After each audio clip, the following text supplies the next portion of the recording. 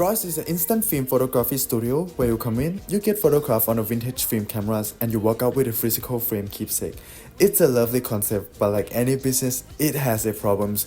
Over the next few minutes, we will show you how we model that problems with simulation and landed on recommendation backed by numbers rather than gut feel. Before we get started, let's give you a virtual tour of what a customer can expect when visiting ROID. I would like to show you a clear picture of how ROID workflow works. So first, the customer enters the shops and start by meeting the receptions, where the reception will recommend the products and customers select their film products. After that, we'll walk into the preparation stage. So here at this stage, the customer will take time to choose the props and think of the pose. Then heading into the photo sections. After finish the photo sections, the staff will hand you the decoration thingy to decorate the cards while waiting for the film to develop. And then go to the decoration stage. Here is one station and another one is there. As you can see, in this room have limited space, so it will maximum of 4 groups. And after the customer finish decorations the film, they will heading back to the staff to packaging the products. But also the film need to be finished developed. And also the staff will adopt or sharing the photo here with the customer. And the last stage is proceed the payment before leaving. And that's all of the ROID workflow. So ROID's customer comes in a good mood, and we don't want to ruin it by keep them waiting for so long. But here's the issue. The current system allows 3 bookings every 30 minutes, not including walk-ins. So whenever there is an unexpected customers, or when there's a process delay, queues time form at a certain station, such as photo shoot station. This can cause customer dissatisfaction, overtime labor, overloaded bottleneck at key stations. We therefore want to create a discrete event simulations in order to find out what causes waiting time and where waiting time is formed most. Is one receptionist too little, or do we have to add more photographer or spread out the booking time more? We will simulate the best scenario to find which one suits the ROID most. To link and prove our proposed problem with evidence, we use CCTV footage to confirm that customers wait or receive service at multiple stations at the same time, showing congestion as seen in the picture here. We also collected service time data at each station for different group sizes and service types to build triangular distributions for the simulation. Based on this evidence, we deducted ROID's waiting time problem to be mainly caused by peak hour arriving clustering, limited staff flexibility, station bottlenecks, and the lack of a structured priority queue for bookings. Before we go further, it's worth knowing the menu, because the product type drives everything in our model. ROID offers 9 products as shown on the screen, and you're probably wondering why this matters. It's because a quick Polaroid and a multi-shot collection set take very different amounts of time to shoot, develop, decorate, and share. So when we model the studio, we can't treat every customer the same. Each product carries its own service time profile. Please keep these 9 names in mind as they come back when we build the simulation. We built our probabilities from the studio's last 500 customers.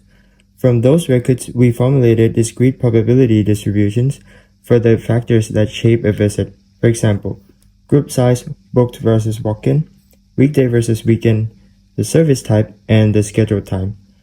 So when our simulation simulates a customer, it draws each of these traits in the simulation. For the station service time, we use a triangular distribution. Each product has its own block of these min, max, and mode values per station, which is further broken down by group size and whether they are booked or walk-in. The 2 service time affected by these variables are preparing time and shooting time. Next is model part 1, which is Monte Carlo simulation. This is where it all comes together. We simulated 1,000 customers. It estimates the expected flow time for each product, broken down by group size and booking status. Let me walk you through what is going on here. First is the model draws the discrete traits we just built. Day type, booking type, group size, and service type. Each column has its own probability. Then, for every station, it draws a service time from that station's triangular distribution from the previous sheet. Same as discrete distribution, the way we sampled the triangular distribution is with 1 random number per station. If the random draw is small, the time lands on the rising side between the minimum and the mode. If it's large, then it lands on the falling side between the mode and the maximum. After we finish everything, run that 1,000 times and we'll get a stable picture of how long each product really takes. As a result of after running simulation, we get an average flow time of approximately 40 minutes per group of customer. And the cell you see right here simply means that particular product and group combination never came up in the 1,000 draws. Model part 2 simulates 40 customer groups based on the studio's real operation. And this time, we don't just sum service times, we actually queue them. We sort all these 40 iterations by their actual arrival time. Then using queuing formulas from our reference and self-study, we calculate the starting time, end time, and waiting time at each and every station. Because a customer can't start at a station until both of the previous customer has cleared it. On top of that, we enforce the studio's real constraints, a maximum of 4 groups in a decoration room, 3 bookings per period, the number of staff, and the fact that a photographer and receptionist can cover each other's job at a certain stations. All of that runs through a VBA macro. By just pressing one button, it simulates the whole day operation of the studio. And if we want to test different scenarios, we can simply just change the input and press simulate again. It will automatically simulate the new scenario.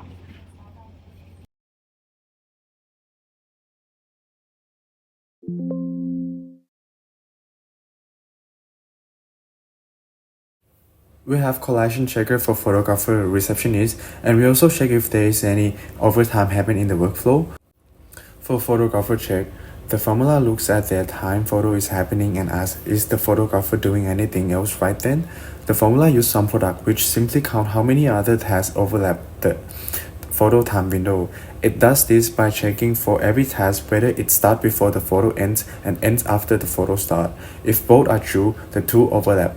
And for the receptionist, it works the exact same way, but for the receptionist, the formula first checks if the customer was served by the receptionist. If so, it uses that the same sum product overlap count to see whether the receptionist was handling another job at the same time. More than 0 overlap means collisions, and 0 means okay. And lastly, the overtime checker. This formula is a simple time comparison. The formula takes the customer payment end time, the moment they finish, and compare it to 7 o'clock using a if. If the finish time is later than 7, it calculates how many minutes over by subtracting 7 o'clock and multiplying by 1440 to turn the difference into minutes. For part 2 of the model, we tested 6 different scenarios. Firstly, the normal scenario with 1 photographer and 1 receptionist. For 2 and 3, we added 1 photographer and 1 receptionist respectively. Scenario 4 simulates a situation where appointments per slot are reduced from a maximum of 3 to 2. And Scenario 5 tests a situation where we reskill a receptionist to be capable of doing photography. And Scenario 6 tests a combination of reskilling and adding 1 more photographer. As expected, Scenario 6 reduces the average flow and waiting time the most. From the baseline scenario, photography appeared to be the bottleneck station, but this scenario would almost completely solve it. However, we would need to further evaluate if it's worth the cost of hiring and training a new employee. So here's a deeper analysis. To determine whether a scenario was effective in helping ROIDs reduce waiting times, we looked at 3 main factors. Firstly, we looked at total waiting occurrences across all stations. Then we looked at whether the scenario would increase or decrease the total amount of customers ROIDs can host per day. Lastly, and most importantly, we considered the cost per minute of average waiting time reduced. And based on these 3 criteria, Scenario 2 seems most effective as it reduces waiting time occurrences significantly while being more cost effective than Scenario 6.